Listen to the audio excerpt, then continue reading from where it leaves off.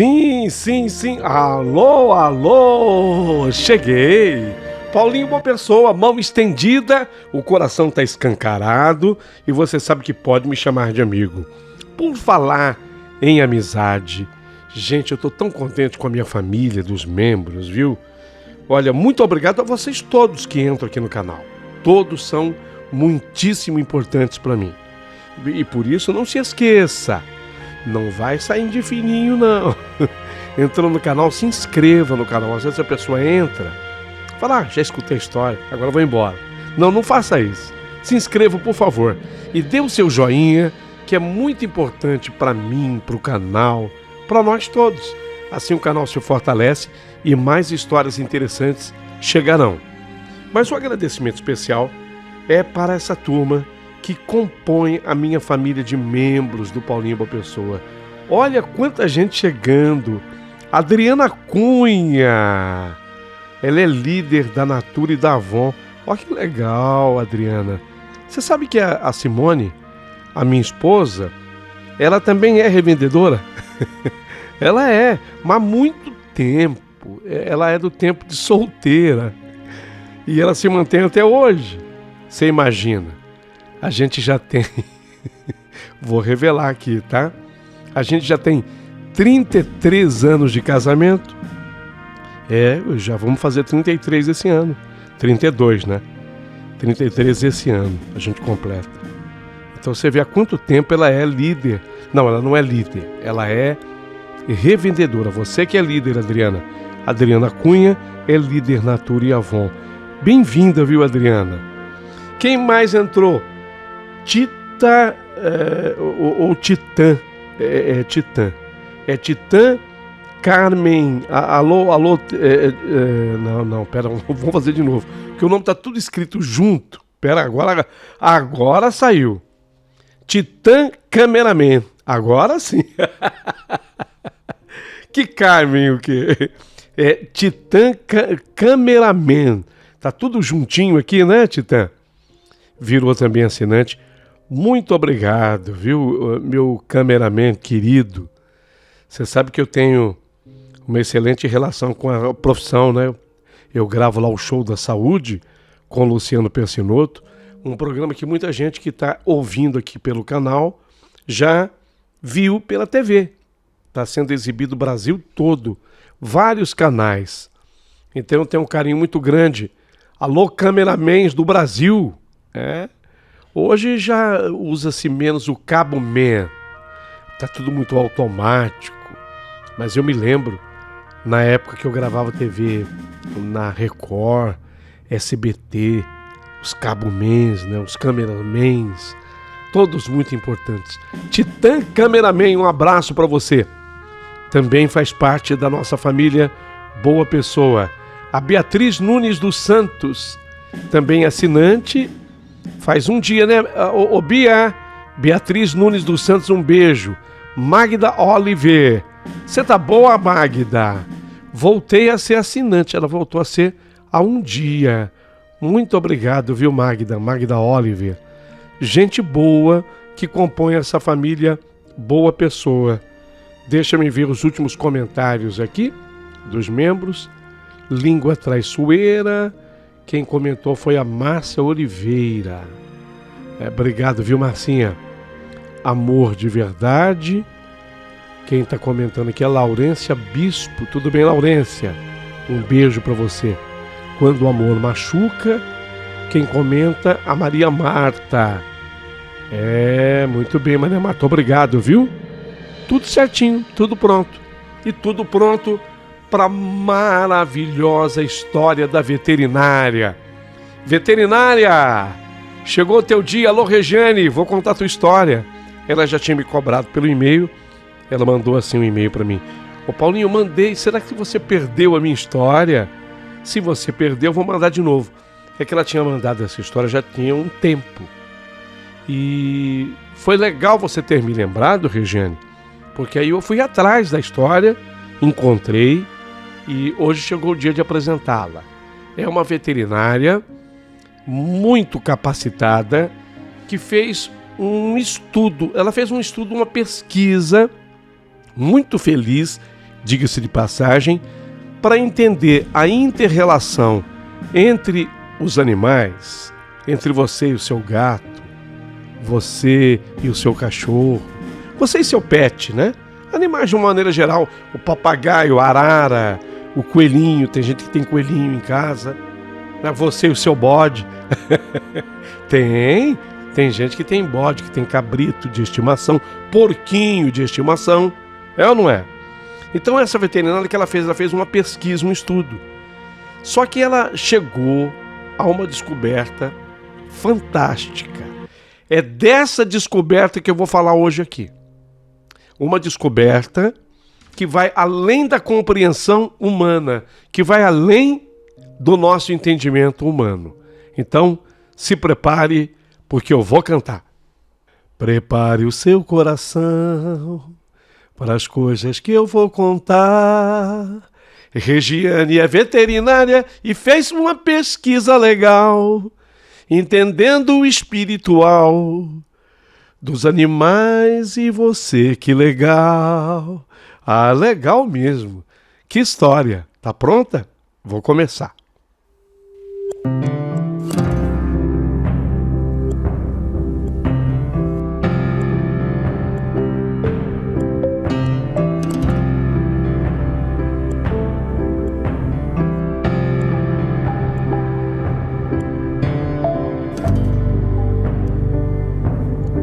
Meu querido amigo Paulinho Boa Pessoa, meu nome é Regiane Trindade e eu estava no começo do meu casamento com o Marcos. Aliás, quero dizer que foi uma vitória obtida aquele casório, viu? Porque nós tivemos, assim, algumas contrariedades antes do casamento. A primeira coisa é que a minha família não aprovava esse casamento. Refiro-me especialmente ao meu pai. Como eu estava terminando o meu curso de veterinária numa grande universidade federal, o meu pai, ele achava que primeiro eu devesse me formar. Não, você tem que se formar primeiro, e depois eu deveria fazer a minha escolha. No fundo, bem lá no fundo, eu sabia que meu pai não queria que eu me casasse com o Marcos porque ele era músico. E o papai não via essa profissão com bons olhos. Não raras vezes, ele no final das discussões acabava dizendo que eu merecia coisa melhor. Era difícil a vista do meu pai, mas a gente tem que ter cabeça para entender tudo. Não ficava com raiva, porque eu sabia que no fundo o meu pai ele queria sempre o melhor para mim. Mas em matéria de amor, eu sabia dos meus sentimentos e quem de verdade me fazia feliz. Obviamente que esse tipo de comentário eu jamais levava para o Marcos, porque naturalmente ele não entenderia da mesma forma que eu. Não era essa a única questão contrária àquele nosso casamento. O Marcos, ele tinha passado por um relacionamento anterior e ele tinha uma filha, uma menina de 5 anos. O nome dessa menina, Michele. A menina era uma gracinha e se deu muito bem comigo. Mas o problema era a Lia, a mãe dessa menina. Ela ainda gostava do Marcos e ela não se conformava em vê-lo se casando comigo. Mas o meu amor por ele era real, era verdadeiro. E eu acabei enfrentando tudo e nós nos casamos. Naquele momento, já havia 6 meses do nosso casamento. E o único inconveniente era aquele. Numa sexta-feira, eu teria que dormir sozinha em casa. Marcos e a banda a qual ele pertencia, eles estavam tocando numa cidade distante, 150 quilômetros dali. E ficar sozinho em casa era péssimo, sabe? Especialmente para uma mulher apaixonada. Mas o que ajudou é que eu estava cansada. Eu tinha feito um trabalho, aliás, esse trabalho eu fiz durante mais ou menos uns 8, 9 meses. Sim, foi um período de uma gestação, foi um parto. Eu estava fazendo esse trabalho, sabe? É o famoso TCC, é o trabalho de conclusão de curso. E eu tinha feito um trabalho, ele era desgastante. que eu iria apresentá-la na minha faculdade de veterinária. E nessa minha missão, como eu disse, há 9 meses pelo menos de demora. E exatamente naquele dia, eu tinha terminado o trabalho, naquela sexta-feira. Então eu estava bem cansada. Isso ia ajudar para eu dormir. A minha tese, eu queria falar um pouquinho sobre a minha tese nesse meu trabalho. Eu estava escrevendo uma matéria, e esse trabalho era todo sobre isso, sobre pets companhia, especialmente cachorros e gatos que fazem companhia para as pessoas solitárias.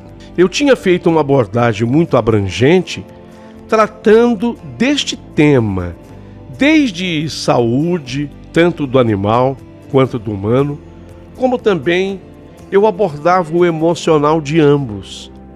Mas o que eu não esperava atingir, eu acabei atingindo. Cheguei até ao espiritual. É uma coisa difícil de ser explicada assim, apenas numa carta para um programa. Mas fiquem atentos e eu tenho certeza que vocês vão entender. Olha, modéstia à parte, o meu trabalho havia ficado muito bom. E eu estava muito feliz com o resultado. Devido àquela canseira, então na sexta-feira, apesar de sozinha, eu não demorei a pegar no sono. Umas 11h30 da noite, mais ou menos, eu já estava deitada e demorei o quê?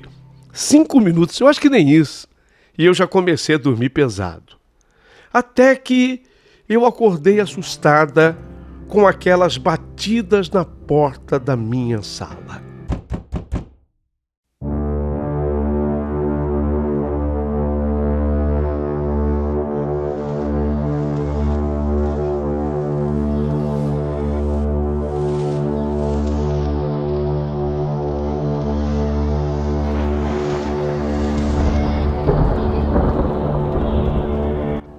Acordei assustado, olhei o relógio eletrônico de mostrador vermelho e vi que eram 3 horas da manhã.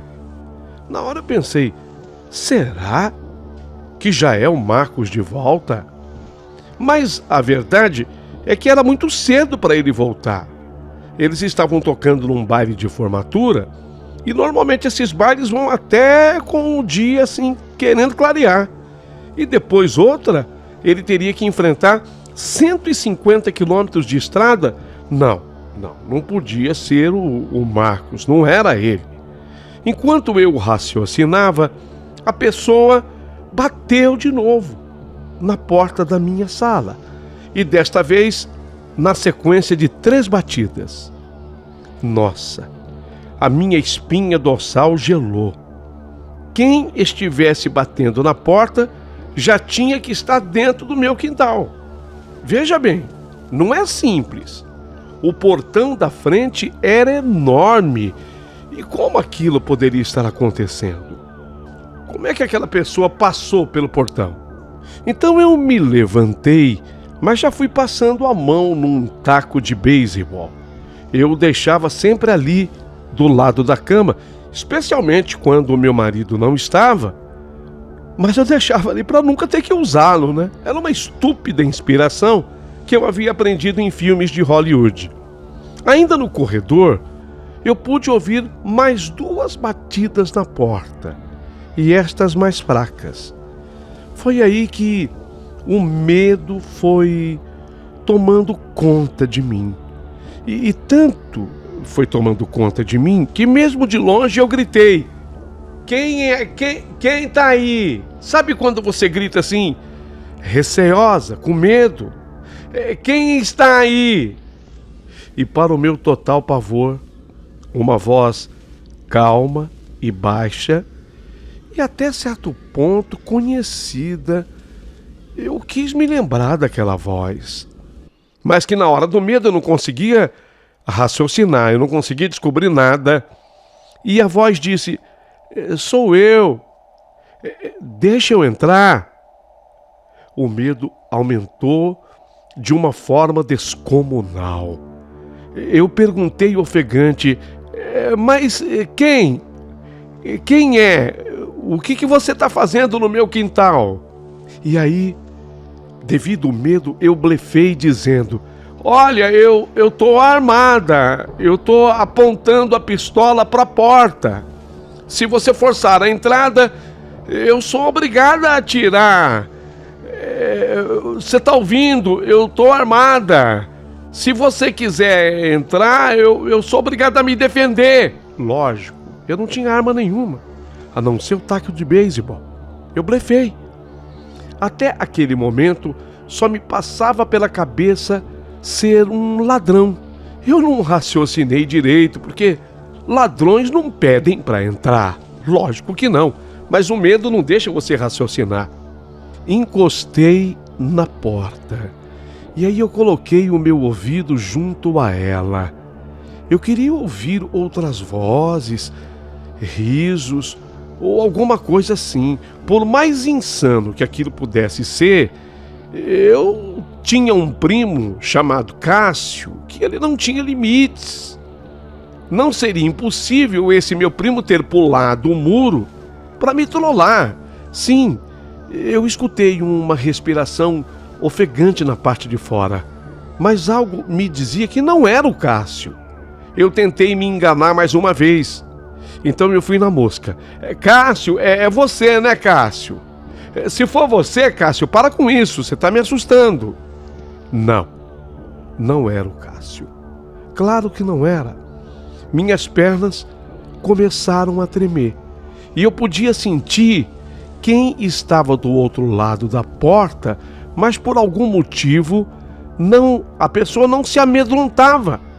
Mesmo eu falando que eu ia tirar, que agora eu comecei a falar que eu ia chamar a polícia, atirar para me defender, a voz dizia sempre a mesma coisa e me parecia cada vez mais desesperada para que eu atendesse e mais enfurecida também. Me deixa entrar, eu preciso entrar, eu preciso falar com você. Já tendo a certeza que não era o meu primo idiota, o Cássio, eu fui então pro banheiro. Mesmo com uma pilastra na área do banheiro, dava para eu ver quem estava na porta da frente. Aqueles metros até que eu cheguei ao banheiro foram desesperadores. Tinha alguém tentando entrar na minha casa e de madrugada. Desde que me casei com o Marcos, era comum eu ter que dormir sozinha em final de semana. Com raiva eu pensei, casar com músico é uma merda. E eu lembrei do meu pai querendo dar razão a ele. Mas o que estava acontecendo naquela madrugada? Era a primeira vez. Isso nunca antes havia acontecido. A cada passo que eu dava, o medo me tomava mais e mais. E eu podia sentir meu coração gelado. Sim, era a hora, o minuto, os segundos mais apavorantes da minha vida. Uma coisa inexplicável estava no ar. Eu tinha certeza de que eu ia morrer, de alguma forma, eu não sei como, mas eu continuei. Peguei o banco onde eu colocava as toalhas em cima no banheiro e encostei este banco praticamente na parede do banheiro.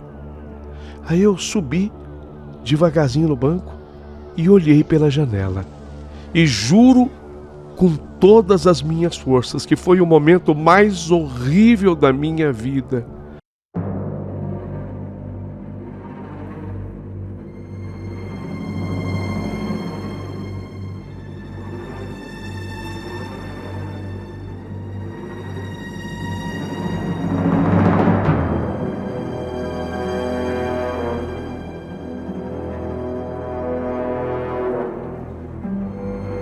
Porque quando eu olhei, eu não vi ninguém. Não tinha ninguém. Mas pior, eu podia ouvir as batidas na porta e eu olhando, ou melhor, não vendo nada e ao mesmo tempo ouvindo batidas. Como eu queria, sabe, que fosse um bandido. Eu desejei que fosse. Desejei, mas não era. Aquilo era algo sobrenatural, um espírito, algo querendo entrar na minha casa. Eu desci do banco, eu fui ao chão, cheguei a cair no piso frio do banheiro. A minha mente não podia acreditar no que os meus olhos não viram. Tinha que ter alguém na minha porta, mas não tinha. E a voz continuava: me deixa entrar, abra a porta logo. Eu não tenho tanto tempo, eu preciso entrar. Abre a porta. Eu nunca fui lá muito inteligente, mas naquele momento eu sabia que quem estava lá fora não poderia entrar sem que eu deixasse, senão eu já teria feito. Então eu fui para a sala, peguei o telefone. A ideia era eu ligar para a polícia. Eu queria que mais alguém estivesse comigo. Eu não estava louca, estava acontecendo. Mas não. Quando eu peguei o telefone do gancho, o telefone estava mudo, sem linha. Assim como também o meu celular não estava completando nenhuma ligação. Possivelmente o que estava lá fora não quisesse mais ninguém na casa. A coisa era pessoal. Mas por quê? Por quê, meu Deus? Então eu gritei para que aquilo saísse do meu quintal. Escuta, olha, eu não sou corajosa, eu não tenho experiências espíritas, eu não entendo nada disso. Eu estou me formando em veterinária, entendo de bicho, nada de gente, nem viva, e se for morta então piorou. Eu implorei para que não mais me assustasse, mas nada. A voz insistia, a maldita voz que a cada vez me parecia: eu conheço, eu tenho alguma lembrança dessa voz, a voz me parecia familiar. O meu pavor não deixou eu raciocinar direito. Quando eu olhei para o relógio, marcava 3:30 da manhã. O tempo também era meu inimigo. Naquele momento, na minha mente, 6 horas da manhã eu estaria livre. A claridade do sol chegaria, o dia levaria para longe aquele mal que me assombrava. Me sentei no sofá, sempre com o taco de beisebol na mão. As minhas mãos estavam geladas. Um arrepio me subiu à nuca. Aquilo continuava a bater e pedia para entrar. E não desistia de jeito nenhum. O projeto daquela coisa era entrar em casa. Mas o que você quer aqui na minha casa? Você é um fantasma. É o quê? É um extraterrestre? Diga o que você é. O que você quer? E a voz do lado de fora apenas dizia: me deixe entrar. Eu não lhe farei mal nenhum. Você vai me entender. Só me deixe entrar. Aquelas palavras me deixaram ainda mais desesperada. O que estava lá fora de alguma forma me conhecia. Dizia claramente que me conhecia. E eu voltei novamente para o banheiro e fiz a mesma coisa. E claro que a mesma coisa aconteceu. Eu ouvia as batidas, ouvia a tal voz me chamar, mas não via ninguém no alcance das minhas retinas. Eu tô desesperada. Por favor, tô te implorando, vai embora. Você tá me assustando. Eu não tô preparada para esse tipo de atendimento. Seja você quem for, não me faça mal. Eu não mereço passar por isso. Eu sei que não, me disse a voz. Eu sei que não, e juro que eu não vou te machucar. Eu não vou te fazer mal. Confia, acredite. Você vai entender, mas abra a porta. Eu preciso falar com você. Abre a porta.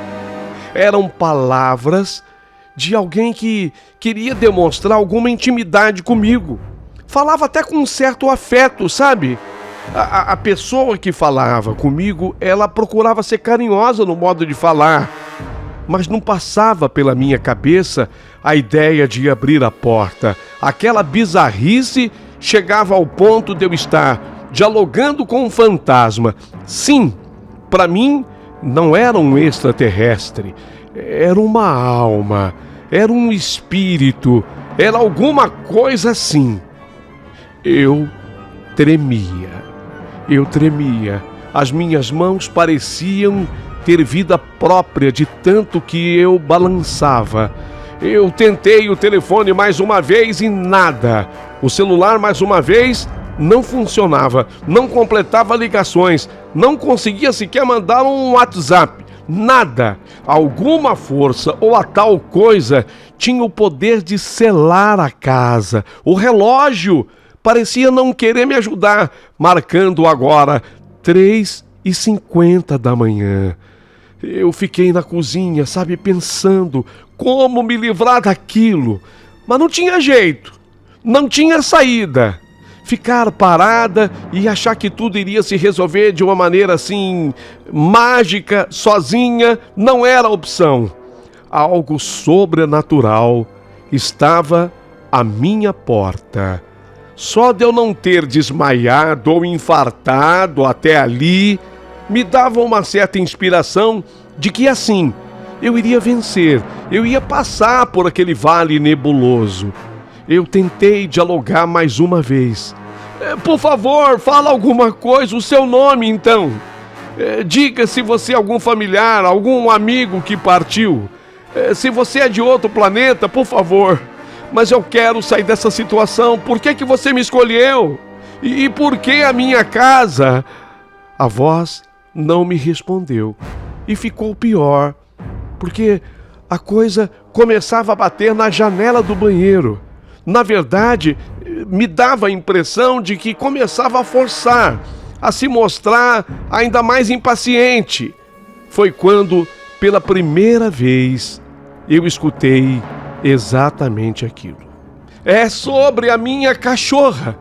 Quando eu ouvi, é sobre a minha cachorra, de certa forma, eu não sei se eu senti algum tipo de alívio ou se fiquei mais apavorada. Mas quando eu escutei isso, eu já estava dentro do meu quarto. Eu estava rezando um Pai Nosso. Aliás, um Pai Nosso de pouca fé. Eu não era dado às coisas da religião.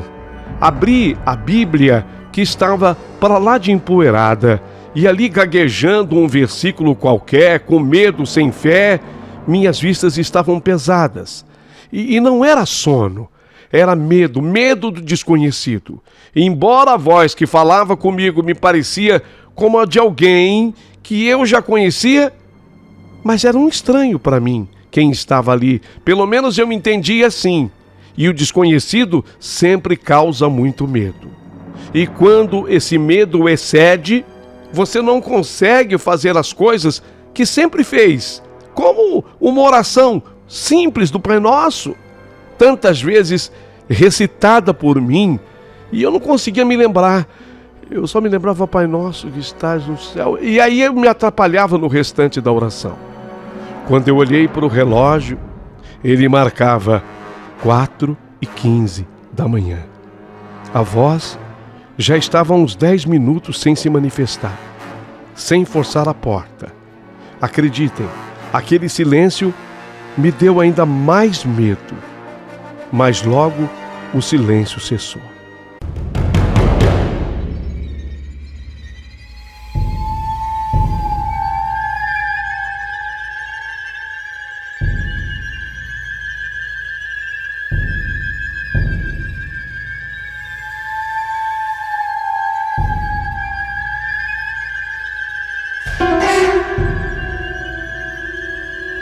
E quando o silêncio cessou, a voz voltou a falar comigo.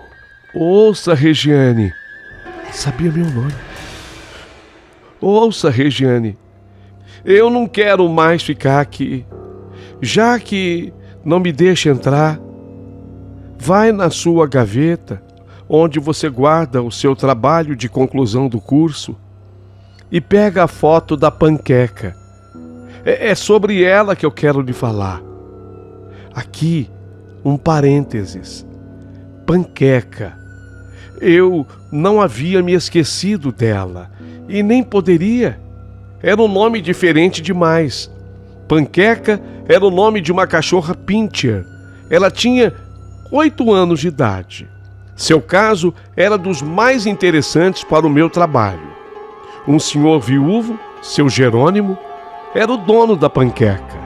Ele havia comprado a cachorra para a esposa. Comprou ainda filhotinho. É que sua mulher tinha o sonho de ter uma pincher, uma raça que ela, a mulher, venerava desde criança. Mas seu Jerônimo sempre foi contra. Ele alegava que era um cachorro que não servia para nada, pois nem tamanho tinha e latia muito, só fazia barulho e enchia o saco. Lógico que essa ignorância do senhor Jerônimo foi sendo arrefecida com o passar dos anos, vivendo e aprendendo, né? E quando a mulher dele, do seu Jerônimo, a dona Nair, ficou muito doente e foi parar em cima de uma cama, eis que ele resolveu atender o antigo pedido dela, o antigo desejo dela. E ele comprou a pincher.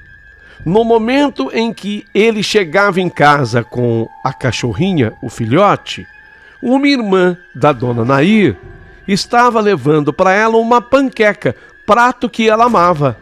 Foi quando a sua irmã gritou para animá-la a comer. Chegou a panqueca! A irmã gritou, chegou a panqueca, e no mesmo instante, seu Jerônimo entrou com o filhote. Não havia como, a cachorra estava batizada. Seria panqueca.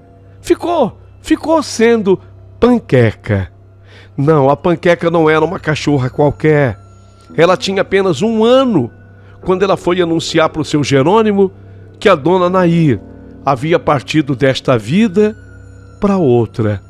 Ela latia e chorava nessa hora, transmitindo a ideia de morte para o seu Jerônimo. E ele entendeu. Com a morte da esposa, Panqueca, a cachorra, passou a ser a principal companhia na vida do senhor Jerônimo. Era aquela que dormia com ele na cama e, quando o percebia triste, tratava de fazer gracinhas até que ele risse. Era uma coisa tão impressionante que ela só parava de fazer graça quando o seu Jerônimo ria, se sentia melhor. E ela, ao ouvir o riso do seu Jerônimo, se mostrava satisfeita.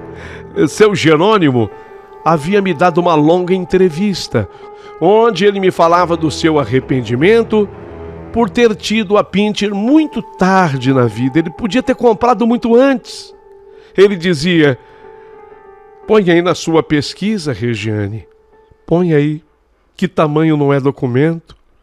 Panqueca é uma cachorra extraordinária. Ela é uma cachorra guardiã e protetora. E ela tem uma energia inesgotável.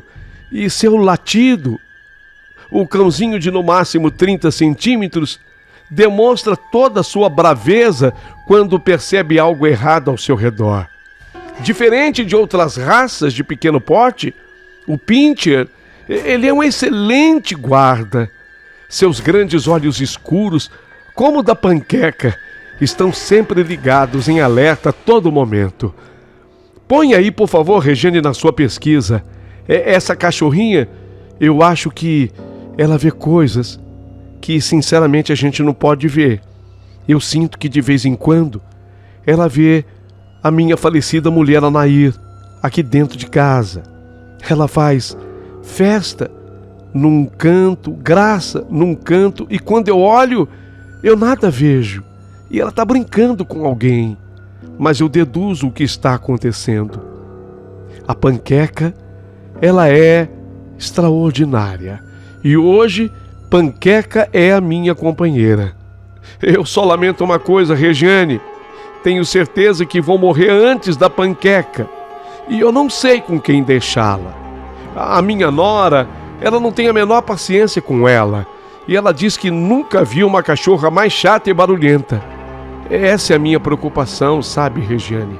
Isso tudo estava devidamente anotado em meu trabalho de conclusão de curso sobre a inter-relação do cão e dos humanos. E quando ele me falou da Panqueca, a ficha caiu por inteiro. Lógico, aquela voz que estava pedindo para entrar na minha casa era a voz do seu Jerônimo. Era ele. Por isso que eu me lembrava da voz, eu não sabia de onde, era dele. Eu havia conversado tanto com ele nos últimos tempos. Mas espera aí, O seu Jerônimo, o dono da panqueca, ele era um senhor de 85 anos de idade. E como ele estaria ali batendo à minha porta? Já disse e volto a informar, na frente da minha casa tinha um portão altíssimo de aço. Não. Ele não daria conta de vencer aquele portão, a não ser que ele tivesse encontrado o portão aberto. Mas isso era praticamente impossível de acontecer. Eu havia fechado o portão. Sim, havia alguma coisa muito estranha ainda naquela história. Mas se era o seu Jerônimo, eu deveria abrir a porta. Afinal, ele havia aberto a porta da sua casa para me receber. E não tinha muitos dias que isso tinha acontecido. Foi quando eu falei: eu já sei quem é o senhor. Olha, eu vou apanhar foto da panqueca. Eu só estou estranhando o horário que o senhor veio atrás de mim. O senhor veio a essa hora atrás de mim, seu Jerônimo. E sem que ele confirmasse, ele disse apenas do outro lado: peço perdão, eu não tenho mais noção do tempo. E nada ainda sei sobre a minha nova vida. Nem era preciso você abrir a porta, sabe, Regiane? Eu podia lhe falar mesmo assim. Apenas que a porta aberta representaria a aceitação do que eu vou lhe pedir. Eu tenho um pedido para te fazer, Regiane. Eu quero que você fique com a panqueca. Ela está sendo maltratada pela minha nora. Foi nessa hora que eu senti um forte movimento na parte externa da minha casa.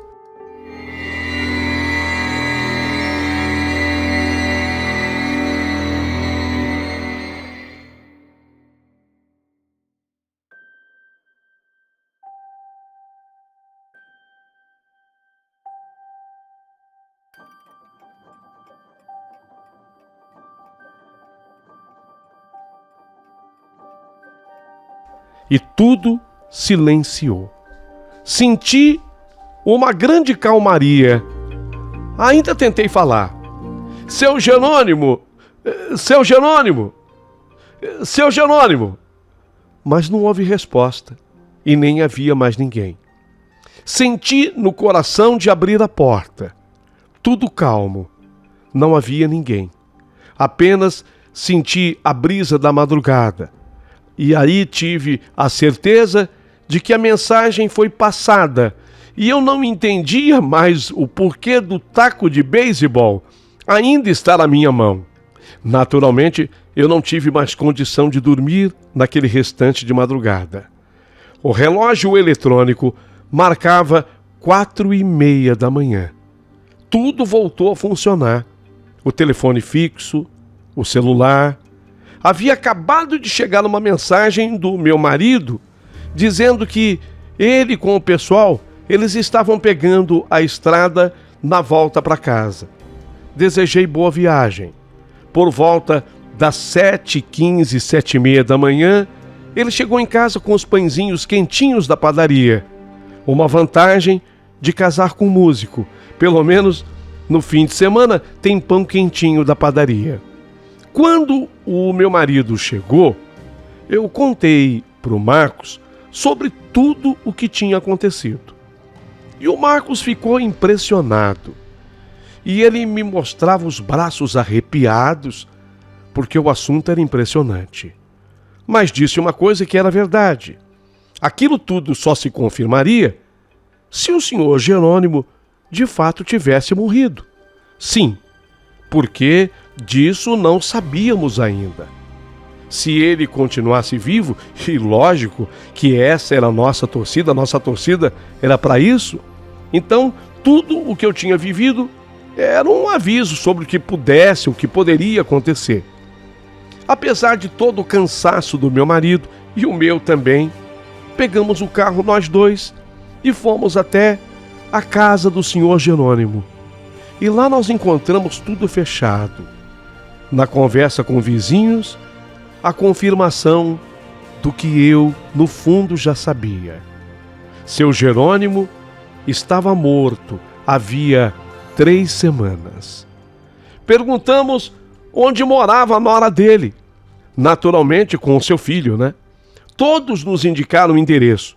E quando chegamos lá, já do lado de fora da casa, nós escutamos os gritos de uma mulher: Jefferson, você dá um jeito nessa cachorra. Eu não aguento mais esse animal fazendo sujeira e ainda latindo para mim o tempo todo. Por favor, Jefferson. Na hora, eu olhei para o meu marido e ele para mim e compreendemos tudo o que se passava. Tocamos a campainha. Fomos atendidos pelo casal. E quando eu me apresentei como veterinária, eu senti um certo alívio nos dois. E ainda mais quando eu falei: olha, eu conheci o seu Jerônimo e em algumas vezes eu atendi a Panqueca. Não era verdade. Eu só estava fazendo, na verdade, a entrevista com o seu Jerônimo. Eu sequer havia recebido meu diploma. Quando eu falei o nome, Panqueca, a cachorrinha correu de onde estava ao meu encontro. Só que ao invés de latidos, ao me ver, ela fez festa. Fez festa numa clara demonstração de que éramos grandes amigas. O casal ficou estupefato olhando tudo aquilo e a mesma coisa aconteceu com o meu marido. E eu completei. Então, é sobre a Panqueca que eu quero falar. Como ele, o seu Jerônimo, infelizmente faleceu, eu queria saber de vocês se eu posso ficar com ela. Como veterinária que sou, quer dizer, eu acabei de me formar, mas eu já estou em atendimento. Eu tenho grande apego a essa raça Pinscher, sabe? Olha, eu nem havia terminado de falar e Jefferson se manifestou. Nossa, e a Panqueca, pelo visto, já gosta de você. Você viu, ela não latiu pra você, ela fez festa ao te ver. Bom, da minha parte, disse Jefferson, tudo bem. O que você acha, Kátia? Disse ele, dirigindo-se à mulher. Ah, sim, de minha parte também. Para ser sincera, disse Kátia, eu trabalho fora e essa cachorra me dá muito trabalho. O gozado foi que a Panqueca olhou para ela de uma forma engraçada com seus imensos olhos negros. E eu completei. Sendo assim, eu posso então ficar com a Panqueca? Os dois responderam quase juntos. Ah, sim, só um momento, eu vou pegar as coisinhas dela lá dentro. Só um momento, espera um pouquinho. Quase me pedindo, pelo amor de Deus, para eu ficar. Quando voltaram, a Panqueca já havia me pedido colo e me enchia de lambidas. E passou a ser a alegria da nossa casa. Quando nasceu o Lorenzo, o nosso filho Lorenzo, a Panqueca passou a ser a guardiã dele. E, aliás, se deu muito bem com a Michele, a outra filha do Marcos, meu marido. Por isso é que eu faço uma afirmação, enquanto veterinária que sou, que há uma ligação muito estreita entre os animais de estimação e os seus donos. Mas é uma ligação que hoje eu entendo vai muito além do material. Chega a ser uma ligação espiritual. Nem todas as ligações de verdade são assim. Mas existem animais mais sensíveis, assim como existem donos de animais mais sensíveis. Essa surreal história era a que eu tinha para contar. E vou ficar a partir de agora esperando muitos comentários de todos vocês.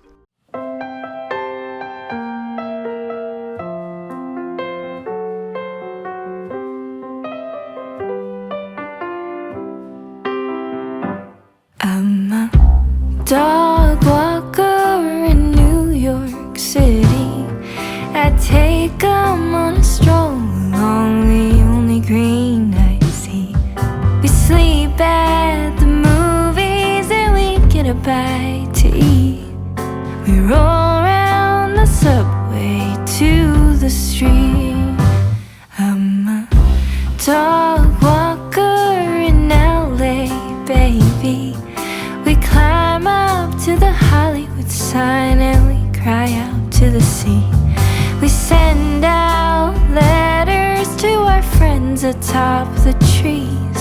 Their quiet has us writing another tune. Don't know where we're going. We'll keep singing till we do. Built far from here till we make it back to you.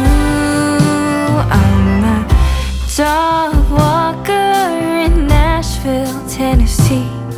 We pour these words across a page. I think they're pretty neat to play 'em for the panelists and a screen that counts for me, defining what it means to succeed.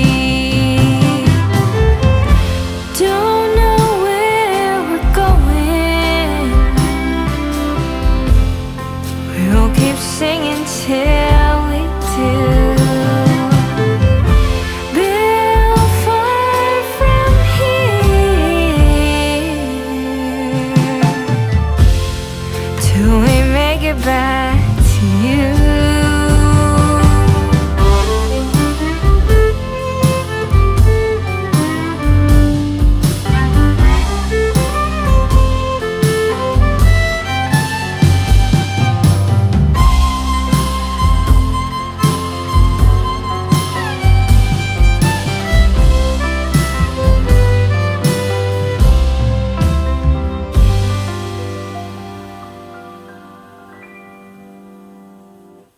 I'm a dog walker in my own little street.